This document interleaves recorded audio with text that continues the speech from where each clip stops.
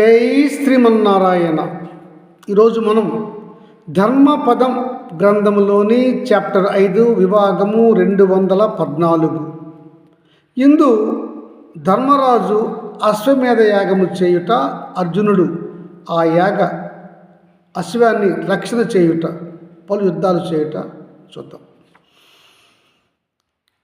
గురువర్య, మా తాతలు అశ్వమేధ యాగం చేశారని విన్నాను. ఏ విధంగా చేశారు చెప్ప ప్రార్థన అని జనమేజయ మహారాజు వైశంపాయనుల వారిని అడిగాడు.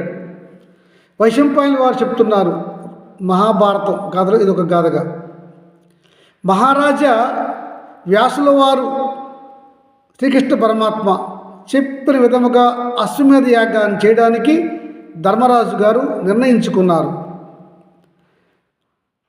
ధనము కావాలి అనేసరికి వ్యాసుల వారు చెప్పిన విధముగా పూర్వము మరుత్తుడనే మహారాజు, ఇతడినే షోడేశ మహారాజు అని కూడా అంటారు, అతడు యజ్ఞములలో వచ్చిన బ్రాహ్మణులకు అతిథులకు అందరికీ బంగారపు ఇటుకలు, బంగారము బిందెలు, కుండలు, ఇతర బంగారు వస్తువులతో ధనధాన్యములతో అందరికీ పంచి ఇచ్చాడు. ఇలా పంచి ఇచ్చిన తర్వాత ఆ దక్షిణలు తీసుకున్న బ్రాహ్మణులు వాటిని బల్లతో మోసుకొని వెళ్ళారు. ఇలా వెళ్ళి వీరు వారికి కావలసినంత ధనాన్ని వారు తీసుకొని మిగతాది హిమాలయాలలో కొయ్యి తవ్వి అందులో దాచిపెట్టారు. వాటిని నిర్ణయిస్తూ ఆ బ్రాహ్మణులు మొత్తం ఏకకంఠంతో ఇలా అన్నారు, ఎవరైతే మేము మిగిలినటువంటి ఈ బంగారపు ఇటుకలను, బంగారపు బిద్దెలు, బంగారపు పల్లెములు అన్నీ కూడా ఇక్కడ దాచిపెడుతున్నాం, దీనిని ఎవరు కనుగొంటారో అది వారిదే, మాకు ఇంకా ఈ బంగారంతో ఇట్టి హక్కు లేదు అని వదులుకుంటున్నాం అని చెప్పారు ఆ బ్రాహ్మణులు. కనుక అట్టి ఆ బంగారాన్ని వ్యాసుల వారు చెప్పగా పాండవులు బండ్లతో వెళ్ళి వాటిని కనుగొని త్రవ్వి తీసుకొని వచ్చారు. యాగంలో ఉపయోగించుకోవడానికి ఆ మొత్తం బంగారాన్ని అశ్వమేధ యాగంలో ఉపయోగిస్తారు. వ్యాస మహాముని వచ్చి యజ్ఞము ప్రారంభించమని తగిన ప్రారంభ సూచనలు చేయమని చెప్పాడు ధర్మరాజు. ధర్మరాజు శ్రీకృష్ణ పరమాత్మ యొక్క అనుమతి తీసుకొని యజ్ఞానికి ప్రారంభానికి ఏమేమి చేయాలో అవన్నీ చేస్తున్నారు. ఉత్తమ బ్రాహ్మణులను, పేదలను పిలిచి అందరికీ విరివిగా దానాలు ఇచ్చారు. వ్యాసమునీంద్రుల వారు యాజ్ఞవల్కుడిని, పైలుడిని పిలిచి ఈ యజ్ఞం యొక్క వ్యవహారం అంతా చూడమని ఆదేశించారు. ధర్మరాజా, ఈరోజు చైత్ర శుద్ధ పౌర్ణమి లేదా చైత్ర పౌర్ణమి కనుక అశ్వాన్ని ముహూర్తం బాగుంది కనుక ఈరోజు విడిచిపెట్టండి అని చెప్పాడు వ్యాసుల వారు. అలాగే ధర్మరాజా, యజ్ఞాశ్వాన్ని దేశంపైకి విడిచిపెట్టి యజ్ఞానికి కావలసినటువంటి సరంజామ అంతా ఏర్పాటు చేసుకొనుము అని చెప్పాడు వ్యాసుల వారు. ధర్మరాజు ఒక ఉత్తమ యజ్ఞాశ్వాన్ని ఎంపిక చేసి భూమండలంపైకి విడిచిపెట్టాడు.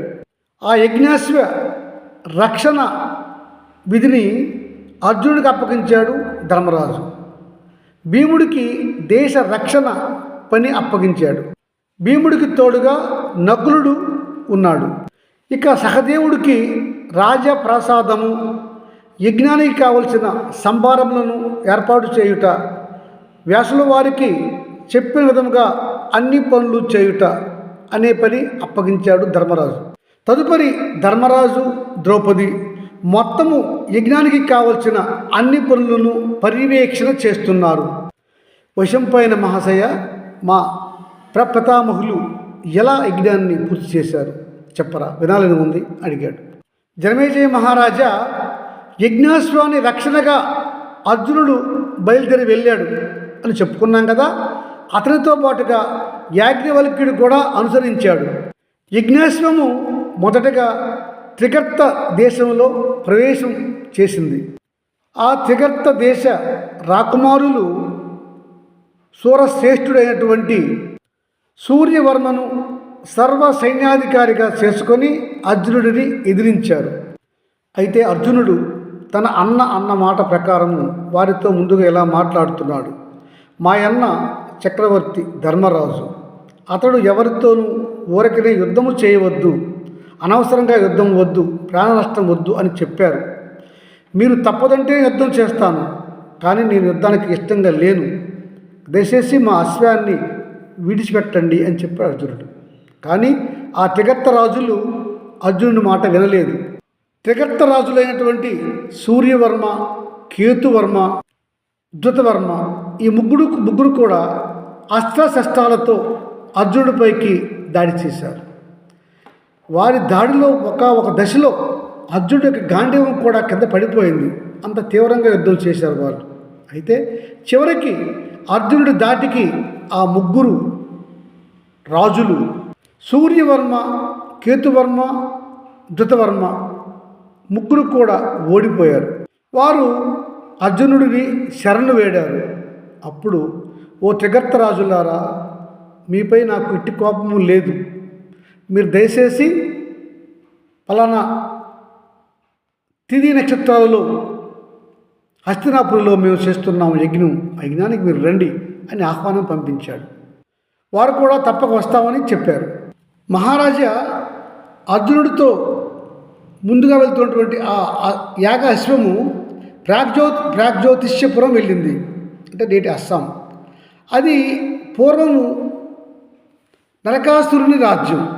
నరకాసురుని మనుమడు వజ్రదత్తుడు నేడు రాజు అక్కడ. ఆ వజ్రదత్తుడు బాల్య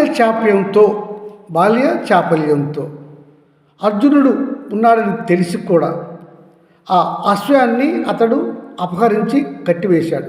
అప్పుడు అర్జునుడు ఆ వరాహమూర్తి మనుమడైనటువంటి వజ్రదత్తుడిని అశ్వాన్ని విడిచిపెట్టమని కోరాడు. అతడు యుద్ధానికే సై అన్నాడు, కానీ విడిచిపెట్టలేదు. అప్పుడు ఆ వరాహమూర్తి యొక్క మనుమడైనటువంటి, అంటే నరకాసురుని మనుమడు వజ్రదత్తుడు, అర్జునుడు 4 రోజుల పాటు ఘోరంగా యుద్ధం చేశారు. చివరికి నరకాసురుని మనుమడు అర్జునుడికి లొంగిపోయాడు, ఓడిపోయాడు, శరణు వేడాడు. అప్పుడు అతనిని సాదరంగా కౌగిలించుకొని, నాయన నువ్వు నీ పరివారము కూడా రాబోయే యజ్ఞానికి హస్తినాపురకు రండి అని ఆహ్వానించాడు. తదుపరి యజ్ఞాశ్వము సింధు రాజ్యానికి చేరుకున్నది. సింధురాజు యొక్క పుత్రులు, అంటే సైంధవుని సంతానం అంతా కూడా అర్జునుడిపై కోపంగా ఉన్నారు. మా తాత మహాత్ముడు, గొప్పవాడు సైంధవుడు, అతడిని సంహరించింది ఈ అర్జునుడే అని కోపంతో అనుకొని యుద్ధానికి దిగారు. గుర్రాన్ని కట్టేశారు. ఆ సింధురాజు యొక్క మనుమలు అందరితో కలిసి యుద్ధం చాలాసేపు చేశాడు అర్జునుడు. ఒకానొక దశలో బడలికతో రథంపై పడిపోయాడు. అర్జునుడు అలా రథంపై పడిపోవడం చూసిన దేవతలు ధర్మ సంస్థాపనకు హాని కలుగుతుందని మళ్ళా అర్జునుడికి జీవసత్వాలను ప్రసాదించారు. తదుపరి అర్జునుడికి ఆ సింధురాజు మనుమలకు అందరకు ఘోరంగా యుద్ధం చేసింది.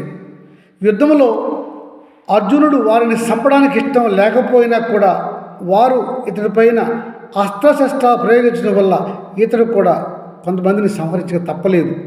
అలా కొంతమంది అర్జునుడి చేతిలో చనిపోగా కొంతమంది మనుమలు వెళ్ళి రాజమాత దుస్సలకు ఈ విషయాన్ని చెప్పారు. ఆ దుస్సల ఏడ్చుకుంటూ మునులను, ఉత్తమ బ్రాహ్మణులను తోడుకొని యుద్ధభూమికి వచ్చింది. అన్న, ఈతడు ఎవరనుకుంటావు? నా కుమారులు, మనుమలు, వీరిని దయచేసి విడిచిపెట్టు, సంహరించకు అని ప్రాధేయపడింది దుస్సల అన్నను. వీరంతా కూడా నాకు మనుమలు, నా పతిదేవుడు లేడు, నా కొడుకులు లేరు, మిగిలి ఉన్న ఈ మనుమలైనా దయచేసి కనుకరించి విడిచిపెట్టు, నీకు మేనళ్ళు అవుతారు అని చెప్పింది దుస్సల. వీరి తాత చేసినటువంటి దుర్మార్గము, అన్యాయాలు నువ్వు నేడు జ్ఞాపకం ఉంచుకొనక నా వంశాంకురాన్ని కాపాడు, నేను వీరిని చూసుకునే బతికి ఉన్నాను అని వగసి ఏడ్చింది దుస్సల. అలా దుస్సల అన్ని విషయాలు క్రోడీకరించి చెప్తూ ఏడుస్తూ ఉంటే అర్జునుడు ఏడ్చాడు. మనసు ద్రవించిపోయింది. గాంధీవు కింద పడేశాడు. అమ్మ దుస్సల, నేనంతటి దుర్మార్గుడిని కాను తల్లి. వెళ్ళమ్మా, నీవు నాకు సోదరివి. నీకు నేను కావాలని ఎట్టి హాని చేయను. నీ మనుమలను నేను వధించను. ఈ మనుమడు రేపు నీ రాజ్యానికి మహారాజు కావాలి. తీసుకుని వెళ్ళు, ధర్మంగా పెంచు. మీకు ఇష్టపడితే దయచేసి రేపు జరగబోయే హస్తినాపురంలోని యజ్ఞానికి మీరు రండి అని ఆహ్వానం పలికి అక్కడి నుంచి అశ్వాన్ని తీసుకొని వెళ్ళిపోయాడు అర్జునుడు. ఈ విధంగా అక్కడి నుంచి బయలుదేరి అర్జునుడు గుర్రాన్ని తీసుకొని ముందుకు వెళ్తున్నాడు. ఇంకా అతను చాలా దేశాలు తిరగవలసి ఉన్నది అని చెప్పుకొచ్చారు వైశంపాయనుల వారు. జై శ్రీమన్నారాయణ.